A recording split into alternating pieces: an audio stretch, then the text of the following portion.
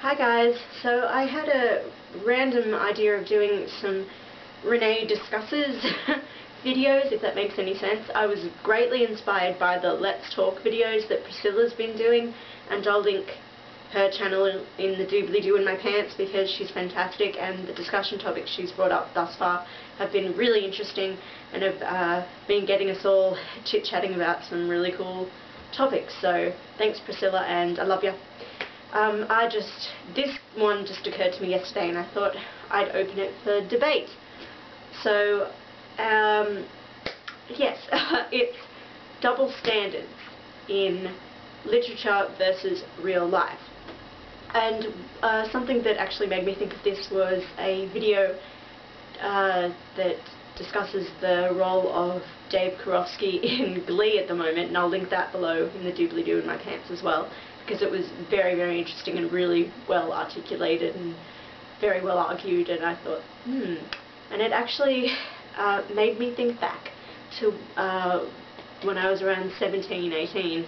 I was a huge Phantom of the Opera fan spelled P-H-A-N, that's what fanatics call themselves in the Phantom of the Opera universe, and I used to be one of those people that argued for the shipping of Christine and Eric, or the Phantom.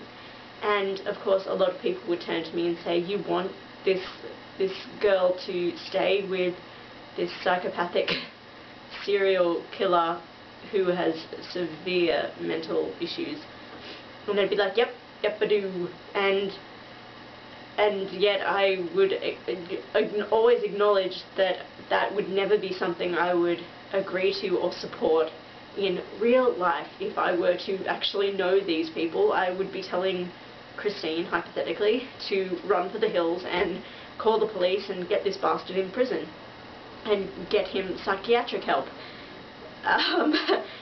So my main question is, why do we often find things in literature, especially in young adult literature, why we fall for guys, why we support relationships, why we find certain events or occurrences to be interesting or appealing, when ordinarily, if that was to actually be happening in our own lives, we would be, I would hope, finding it quite disagreeable and not in the least bit attractive.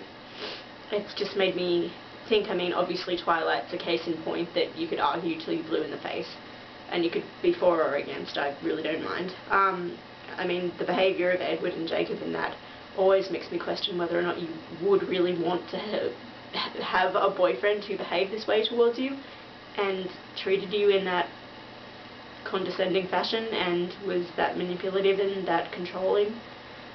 I mean, and yet so many people find it really appealing and exciting to read about.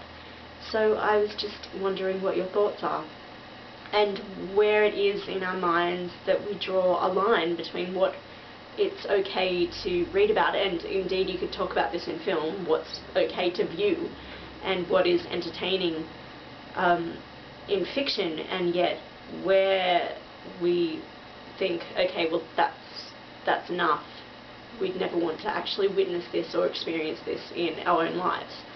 So, I mean, it's just something I'm wondering about. I mean, for myself, I've always, I think, been conscious of why I would be okay if this were to happen in a book, that it would be something I'd never want to actually occur to me or to people I love. I think that often I am very aware of the fact that I feel as though I do have this double standard with the things I find interesting to read about, and yet I am so dismissive of it if it is like something that's occurred in news or current affairs, or it's just a story that I might hear concerning friends of friends, or, you know, people just like to gossip and you overhear things concerning relationships or, you know, the treatment of someone against somebody else, and you think that's horrible, and yet that may have been something you've just gone and read in a book, and it's disguised as this love story or a romance or whatever. And yeah, it's just I'm not wording this well at all, but I'm just wondering, do you consider this to be a double standard? Is it something you're aware of when you're reading your books, especially your romances, your paranormal romances in YA? And yeah, what are your thoughts? I would love to know, and you can correct me all you like and call me out on stuff and let me know how poorly I have presented this argument. So that's all for now, guys, and I'll see you later.